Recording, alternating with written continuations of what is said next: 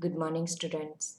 आज के इस ऑनलाइन क्लास में मैं आप सब विद्यार्थी मित्रों का हार्दिक स्वागत करती हूँ। कक्षा 9 विषय हिंदी और आज हम पढ़ने जा रहे हैं इकाई 15 दाज्यू। लेखक का नाम है शेखर जोशी। तो ये दाज्यू कहानी है वो एक छोटी सी कहानी है, लेकिन बहुत अच्छी तरह से लिखी गई है कि जिनमें टॉपिक बाल श्रमिक बच्चों का दिया हुआ है।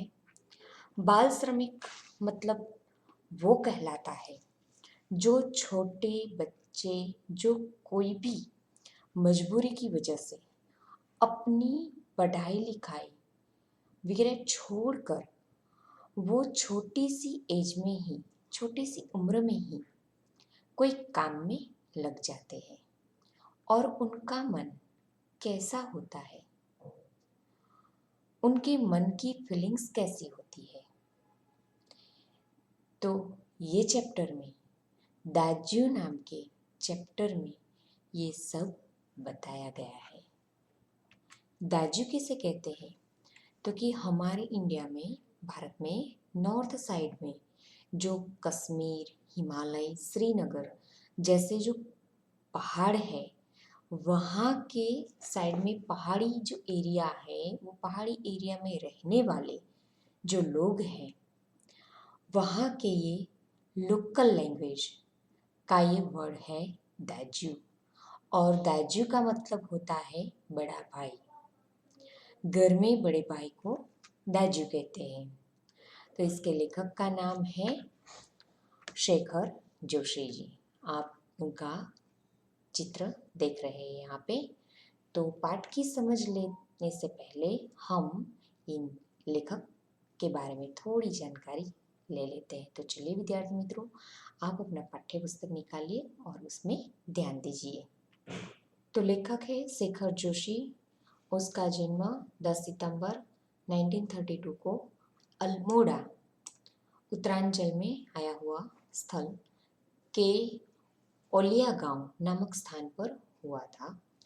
उन्होंने केकड़ी एवं अजमेर में स्कूल की शिक्षा ली थी। लगभग 30 वर्षों तक इलाहाबाद के निकट एक सैनिक औद्योगिक प्रतिष्ठान में वो कार्यरत रहे और बाद में वो स्वतंत्र लेखन का भी काम कर चुके हैं। उन्होंने जो कहानियाँ लिखी है उसमें से कहानी संग्रह है वो बहुत चर्चित है।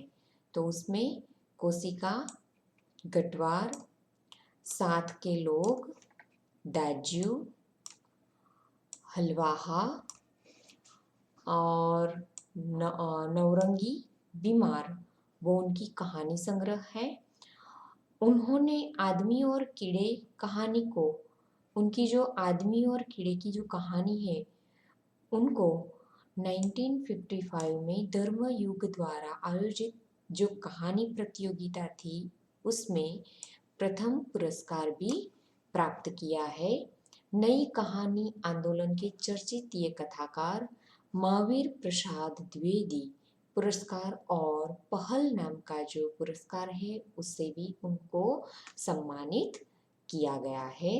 दाज्यू जो कहानी है वो कहानी चिल्ड्रन फिल्म सोसाइटी द्वारा, बालकों की जो फिल्म सोसाइटी है उसके द्वारा उसकी फिल्म का निर्माण भी किया गया है।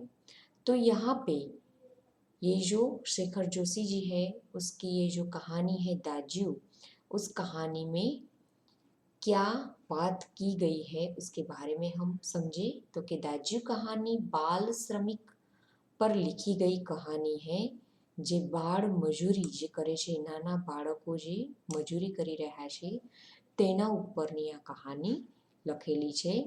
મદન एक पहाड़ी बालक है जो पेट की आग बुझाने के लिए शहर में आकर एक होटल में काम करता है। भोलेपन में जिसे वह अपना दाज्यू अर्थात बड़ा भाई समझने लगता है, वही किस प्रकार एक दिन उसके बाल मन पर आघात कर जाता है, इसका मार्मिक चित्रण इस कहानी में हुआ है। तो यहाँ पे अपनत्व भरे जो दो शब्द है दाज्यू, वो अपरिचित व्यक्तियों को निकट ला देते हैं और तिरस्कार भरी वाणी परिचितों को भी अपरिचित बना देती है। ये बात यहाँ पे समझाई गई है। प्रस्तुत कहानी के बालक मदन और जगदीश बाबू, ये दो पात्र है इस कहानी के। कौन से? मदन और जगदीश बाबू। मदन है वो छोटा लड़का है और जगदीश बाबू है वो वहाँ पे जो मदन काम करता है उस गांव में वो नौकरी के लिए गए हैं। तो ये जगदीश बाबू के बीच अपनत्व और तिरस्कार का ऐसा विपरीत संबंध बन जाता है, जिसे हम अपना समझने लगते हैं वही जब दिल तोड़ देता है तो उसकी प्रतिष्ठा, उसकी प्रतिक्रिया कैसी होती है, यह दाज्यू कहानी में केंद्र बिंदु है। तो विद्यार्थी मित्रों, यहाँ पे जो बात की गई है कि पहले अपनेपन का भाव दिखाते हैं और वही लोग उसको तिरस्कार से उसके साथ बर्ताव करते हैं, तो ऐसे विपरीत संबंध बन जाते हैं, इसके बारे में यहाँ पे कहा गया है। तो चलिए आप पाठ में ध्यान दीजिए। तो विद्यार्थी मित्रों, चलिए पाठ में ध्यान दीजिए। चौक से निकलकर बाईं और जो बड़े साइन बोर्ड वाला छोटा कैफे है, वही जगदीश बाबू ने उसे पहली बार देखा था। वो कहाँ पे? चौक से निकलते हैं और वहाँ पे साइन बोर्ड का छोटा कैफे लगा हुआ है, वहाँ जगदीश बाबू ने उसे पहली बार देखा है। गोरा चिट्टा रंग, नीली सफाफ आंखें, सफाफ यानी कि अति स्वच्छ, एकदम क्लीन निर्मल आंखें है उसकी, सुनहरे बाल और चाल में एक अनोखी मस्ती, पर शिथिलता नहीं। शिथिलता यानी कि सुस्ती, आलस, उसमें आलस बिल्कुल दिखाई ही नहीं देती थी। उसका जो वो लड़का है उसके बारे में लेखक क्या देखते हैं, ये बताया गया है कि वो वहाँ पे जो छोटा कैफे है वहाँ पे वो पहली बार उसे वहाँ पे देखा था। गोरा चिट्टा रंग है उसका लड़के का, नीली सफाफ आंखें है, स्वच्छ आंखें है उसकी, सुनहरे बाल है, चाल में एक अनोखी मस्ती उसमें नजर आती है, उसमें आलस का बिल्कुल भाव नहीं दिख रहा है और कमल के पत्ते पर फिसलती हुई पानी की बूंद की सी फुर्ती होती है, ऐसी ही फुर्ती उसमें दिखाई देती है और आंखों की चंचलता देखकर उसकी उम्र का अनुमान किया जाता है। अनुमान यानी कि अंदाज लगाया जाता है कि वो केवल 9-10 वर्ष का ही होगा और शायद यही उम्र उसकी रही होगी।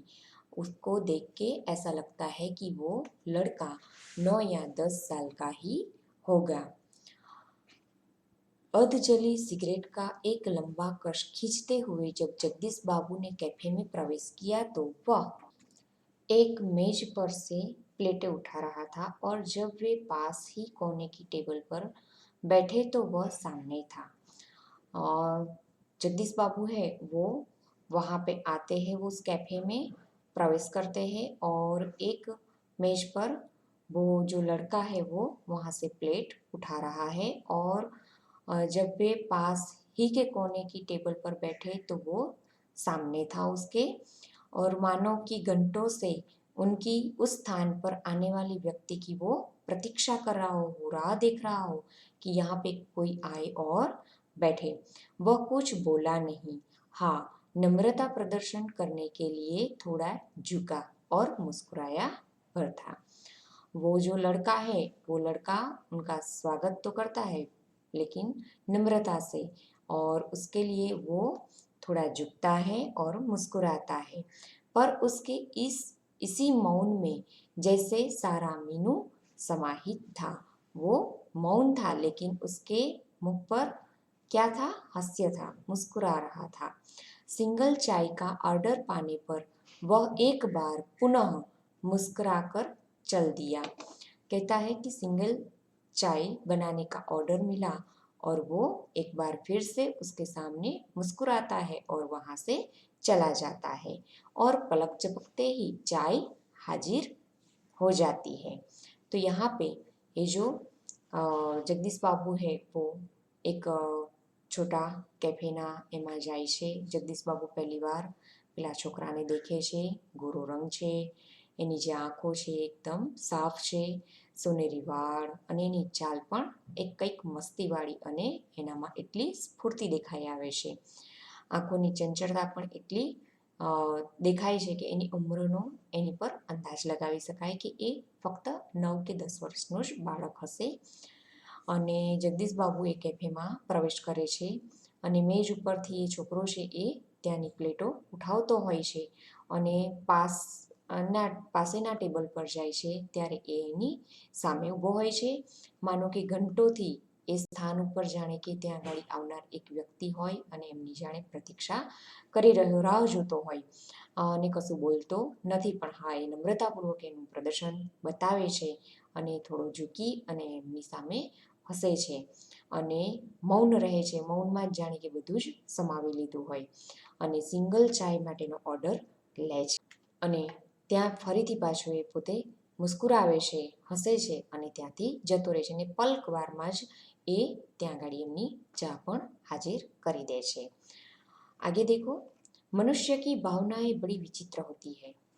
निर्जन एकांत स्थान में निस्संग होने पर भी कभी कभी आदमी एकाकी अनुभव नहीं करता। यहाँ पे जो ये शब्द है निर्जन, निर्जन यानी कि सुनसान, और निशंग, निशंग यानी कि किसी का साथ न होना, और एकाकी, एकाकी यानी कि अकेलापन।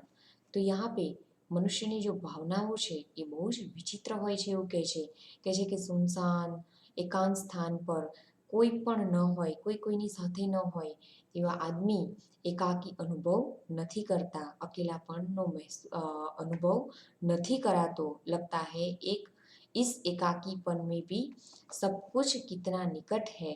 આ એકલાપનમાં પણ ઘણું બધું પોતાની પાસે છે, कितना अपना है, परंतु इसके विपरीत कभी कभी सैकड़ों नर नारियों के बीच भी जानवरमय वातावरण में रहकर भी सुनेपन की अनुभूति होती है।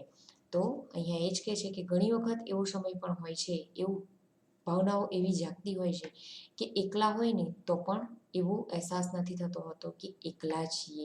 નિર્જન સ્થાન ઉપર પણ એવું નથી લાગતું કે આપણી સાથે કોઈ નથી, એવો અનુભવ નથી થતો। પણ ઘણી વખત એનાથી વિપરીત પણ થાય છે કે ઘણી બધી સેંકડો વસ્તીમાં પણ આપણે ઘણી વખત એવું વાતાવરણ ઊભું થાય છે કે એનાથી આપણને એવી અનુભૂતિ થવા લાગે છે સુનાપનની કે આપણી સાથે કોઈ જ નથી। લગતા હે જો કુછ હે વહ પરાયા હે, જે પણ આપણી આસપાસ છે એ બધું જ જાણે કે પારકું હોય એવો અહેસાસ થાય છે। કિતના અપનત્વહીન એટલે કે છે કે કેટલું પણ આપણું પોતાનું નથી એવો અનુભવ થતો હોય છે। पर यह अकारण ही नहीं होता। इस एकाकीपन की अनुभूति, इस अलगाव की जड़ें होती है विछोह या विरक्ति की किसी कथा के मूल है। विरक्ति, विरक्ति यानी कि विराग, उदासीनता, उदासीनताનું જ એક આ મૂળ હોય છે, જળ એની એ જ હોય છે કે આપણે ઉદાસ હોઈએ છીએ। આગળ કહે છે જગદીશ બાબુ दूर देश से आए हैं, अकेले है। जगदीश बाबू કેવું છે કે दूરના દેશમાંથી આવ્યા છે ને એકલા છે। चौक की चहल पहल, कैफे के शोरगुल में उन्हें लगता है कि सब कुछ अपनत्वहीन है। शायद कुछ दिनों रहकर अभ्यस्त हो जाने पर इन्हें इसी वातावरण में अपनेपन की अनुभूति होने लगी। तो पर आज तो लगता है यह अपना नहीं अपनेपन की सीमा से दूर, कितना दूर है, और तब इन्हें अनायास ही याद आने लगते हैं अपने गांव पड़ोस के आदमी, स्कूल कॉलेज के छोकरे, अपने निकट शहर के कैफे होटल। तो यहाँ पे जो जगदीश बाबू है वो अकेले है, એકલા છે અને દૂર દેશથી આવ્યા છે। ચોકની ચહલ પહલ, ત્યાંનો જે અવાજ છે એમને લાગે છે કે બધું જ પોતાનાથી દૂર છે। શાયદ થોડા દિવસો રહીને પછી अभ्यस्त हो जाना यानी कि આદત પડ જાના, તો એવા વાતાવરણમાં પોતાના હોય એવી અનુભૂતિ થવા લાગશે, થોડા વખતમાં એવો પણ અનુભવ થવા લાગશે। પર આજ તો લગતા है अपना નહીં अपनेपन की सीमा से दूर हो, कितना दूर है। આજે તો એમને એવું લાગી રહ્યું છે કે ખરેખર હું મારા પોતાનાઓથી ઘણો બધો दूर છું। और तब उन्हें अनायास ही याद आने लगते हैं, अचानक જ अपनेपन बिना प्रयास के, અચાનક જ એમને બધાની યાદ આવવા લાગે છે। પોતાનું ગામ છે, પોતાના પાડોશીઓ છે, સ્કૂલ કોલેજના જે છોકરાઓ હોય છે, નિકટના જે શહેરના કેફે હોટલ છે, બધું જ એમને આજે યાદ આવી રહ્યું છે। અહીંયા એકલા હોવાનો અહેસાસ એમને થઈ રહ્યો છે। आगे चाय साहब, जगदीश बाबू ने राखदानी में सिगरेट जाड़ी। उन्हें लगा इन शब्दों की ध्वनि में वही कुछ है जिसकी रिक्तता उन्हें अनुभव हो रही है। रिक्तता यानी कि खालीपन। तो यहाँ पे जो उनके हाथ में सिगरेट थी, वो सिगरेट, वो जो राखदानी होती है, सिगरेट डालने का जो साधन होता है, उसमें डाल देते हैं। उन्हें लगा कि इन शब्दों में, वो चाय साहब ये शब्द सुनकर कहते हैं कि ये जो शब्द बोला है, ध्वनि है, उसमें कुछ है जिसकी रिक्तता यानी कि खालीपन उन्हें अनुभव हो रही है। और उन्होंने अपनी शंका का समाधान कर लिया। और क्या नाम है तुम्हारा, वो पूछता है जगदीश बाबू वो लड़के को कि तुम्हारा नाम क्या है। तो वो जवाब देता है मेरा नाम मदन है। अच्छा मदन, तुम कहाँ के रहने वाले हो। पहाड़ का हूँ बाबूजी। पहाड़ तो सैकड़ों है, आबू, दार्जिलिंग, मसूरी, शिमला, अल्मोड़ा। तुम्हारा गांव किस पहाड़ में है। इस बार शायद उसे पहाड़ और जिले का भेद मालूम हो गया। मुस्कुराकर बोला, अल्मोड़ा साहेब, अल्मोड़ा। अल्मोड़ा में कौन सा गांव है, विशेष जानने की गरज से जगदीश बाबू ने पूछा। तो અહીંયા ગાડી જે ખાલીપણનો અનુભવ થતો હતો એમને, અને ત્યાં ગાડી જ એમના જે શંકાનું જે શંકા છે ખાલીપણનું, એનું સમાધાન પણ અહીંયા થઈ જાય છે। કરે છે કે પેલો જે છોકરો છે છોકરાને પૂછે છે કે તારું નામ શું છે। તો છોકરો જવાબ આપે છે કે મારું નામ મદન છે। સરસ। તો કહે છે કે तुम कहाँ के रहने वाले हो, ક્યાંનો રહેવાવાળો છે તું। તો પહાડ, હું પહાડી વિસ્તારનો રહેવાવાળો છું બાબુજી, એવો એ જવાબ આપે છે। તો સામેથી એમને પૂછવામાં આવે છે કે પહાડ તો સેંકડો હોય, પહાડ તો ઘણા બધા છે। તો કે આબુ બાજુનો છે, દાર્જિલિંગનો છે, મસૂરી, શિમલા કે અલ્મોડા ગામનો છે। એટલે કે તું આ બધા ગામ બધા પહાડમાં જ આવેલા છે, તો તું ક્યાંનો છે। તો આ વખતે उसे पहाड़ और जिले का भेद मालूम हो जाता है। और એ જે છોકરો છે એ હસીને જવાબ આપે છે, અલ્મોડા સાહેબ, અલ્મોડા, હું અલ્મોડાનો છું। એટલે કે અલ્મોડા મેં कौन सा गांव है, એની અંદર પણ કયા ગામનો છું, એ આગળ વધારે જાણવાની ગરજ રાખે છે। અને જગદીશ બાબુ એને વધારે પ્રશ્ન પૂછે છે। તો વિદ્યાર્થી મિત્રો, આ સેશનની અંદર આપણે આ પાઠની અંદર આટલી સુધી સમજવાનું છે। બીજા સેશનમાં આગળનો જે પાઠ છે તેના વિશેની સમજ લઈશું અને ત્યાર પછી તેના સ્વાધ્યાયની પણ સમજૂતી મેળવીશું। તો વિદ્યાર્થી મિત્રો, હું તમને જે પણ કંઈ લેસનમાં લખવા માટે આપ્યું હોય તમારા ચોપડામાં એકવાર સુંદર અક્ષર લખશો અને એને મોડે પણ કરશો, તમારી પરીક્ષા માટેની પણ તૈયારી કરશો। તો વિદ્યાર્થી મિત્રો, આજનું આ સેશન અહીંયા આપણું પૂરું થાય છે। વંદે માતરમ, જય હિન્દ, જય ભારત।